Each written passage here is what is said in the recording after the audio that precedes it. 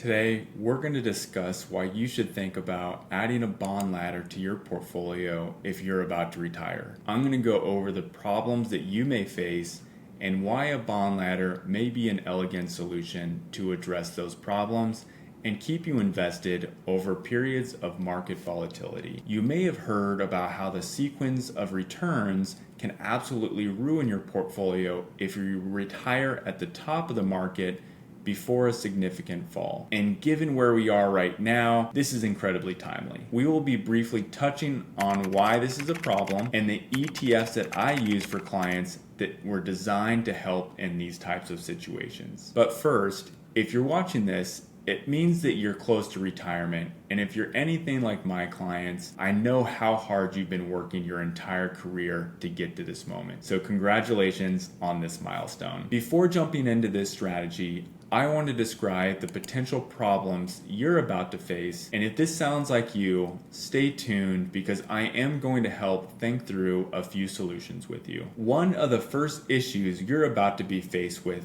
is that you've lived off of your working income your entire career, and that's about to change. Now, you're going to rely on the income from your investment portfolio, along with Social Security and any other pension income that you might have. For many people, that is a tough transition, and if you haven't thought through a strategy, this is the time to do it. So we're going to be addressing all this at a very high level together. The first thing you're going to need to do is to figure out what your spending is going to be. You might already have a good idea, but if not, write it down. Let's use some examples. Let's say you have a spending budget of $85,000 a year, and you feel pretty confident with that because your home is paid off, your big purchases are done, you don't have any more car payments, and you have $1 million portfolio that you can draw on. The next step is to determine your Social Security income. Let's assume $40,000 in our example, but you can go directly to the Social Security website to get what your estimates will be. It's very easy, and I recommend all of my clients do that. So this means you have an income gap in our example of $45,000 a year plus inflation. And you're going to need to withdraw that amount if you want to live the retirement that you've been dreaming about. For ease of illustration, we are not going to assume taxes, but that should be calculated for a better outcome. The big issue that many people have is they ask the question, where do I take this money from in retirement? And that's actually what we're going to help answer, because that's what the solution was designed for. You are going to create a bond ladder that matches your spending needs for each year you need the money. So each rung of the ladder will have a different year of spending inside of that bucket. So in our example, you need $45,000 in year one bucket, $46,000 plus dollars in year two bucket, $47,000 plus in year three bucket, and $49,000 in the fourth year bucket. So you take all of that money and you put it and allocate it to each of the different buckets. But now that you have all of these buckets with dollars in them, we actually need to understand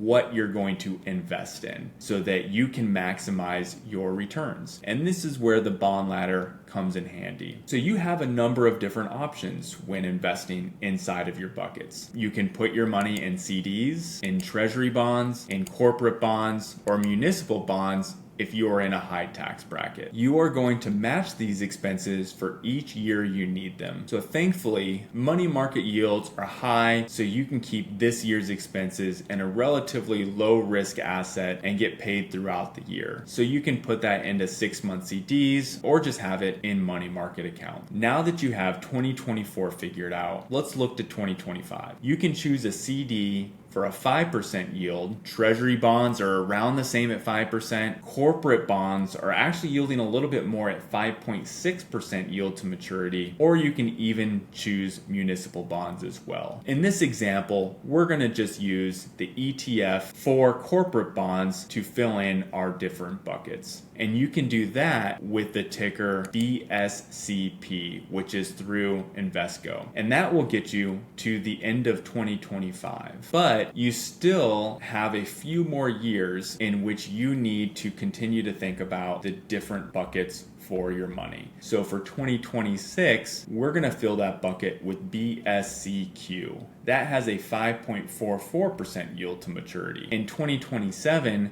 we can look to BSCR, which has a 5.29% yield to maturity. And in 2028, we can look at BSCS, which also has a 5.29% yield to maturity. So you can find all this information on Invesco's website under their bullet shares lineup. Here is what the solution solves for. It allows you to have a dedicated place to spend your money if the stock market is down 10%. So you do not need to sell stocks to fund your retirement goals. You already have that covered. In years in which the market is up or flat, you can then refill a new bucket going out another year. So you can look to the 2029 bucket. You can wait to refill your buckets in years of volatility until the stock market has come back. So you can rebalance your portfolio and wait a couple years if you happen to enter into retirement and the market goes down 10+%. You still want to understand what the rest of your portfolio is doing and make sure the total allocation is appropriate for your risk tolerance and goals. This is just one aspect